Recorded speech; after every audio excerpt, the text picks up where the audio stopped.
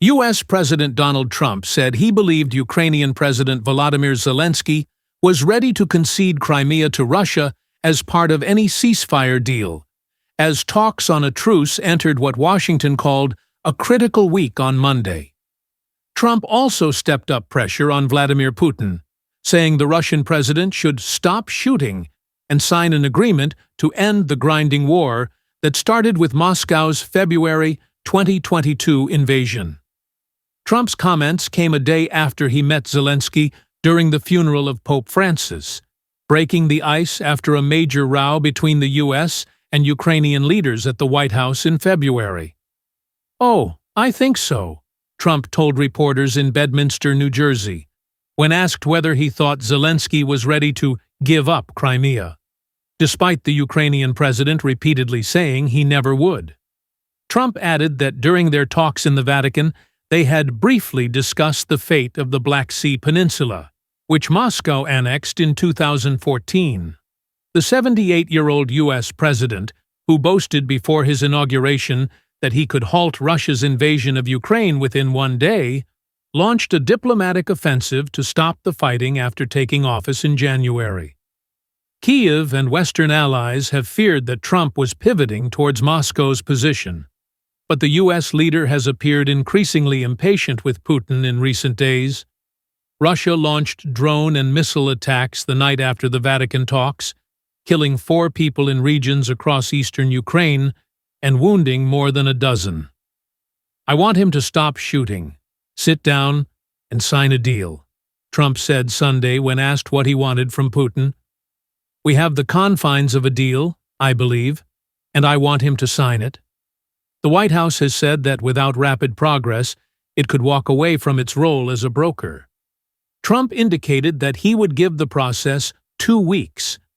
U.S. Secretary of State Marco Rubio, earlier Sunday, stressed the importance of the week ahead. "We're close, but we're not close enough to a deal to halt the fighting," Rubio told broadcaster NBC. "I think this is going to be a very critical week." But there is still U.S. frustration with both sides, as the war, which has devastated swaths of eastern Ukraine and killed tens of thousands of people, drags on. Ukraine launched a massive drone attack on Russia's Bryansk region on Sunday, killing 1 civilian and injuring another, the regional governor said.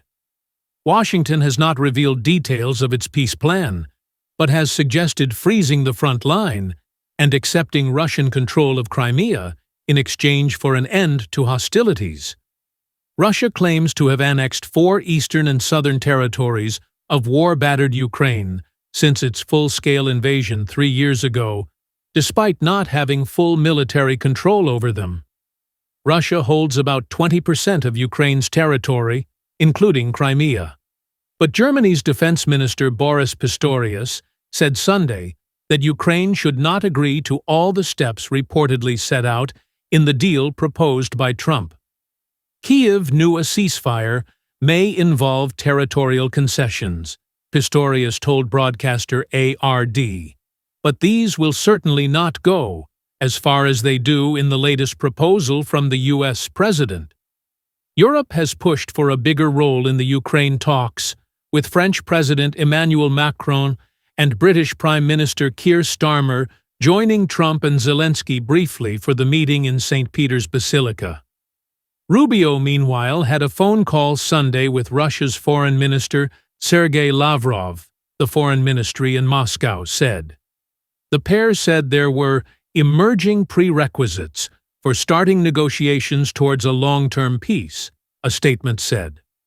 Russia insists on keeping the territory it has taken and demands the demilitarization of Kyiv, plus an end to Western support.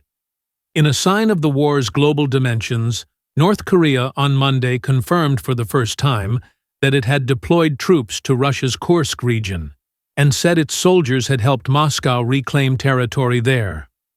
Moscow over the weekend claimed the liberation of Kursk, where Kyiv launched a shock cross-border offensive in August 2024, hoping to use land there as a bargaining chip in any peace talks. But Zelensky said Sunday that Ukraine's army was maintaining our presence on Russian territory.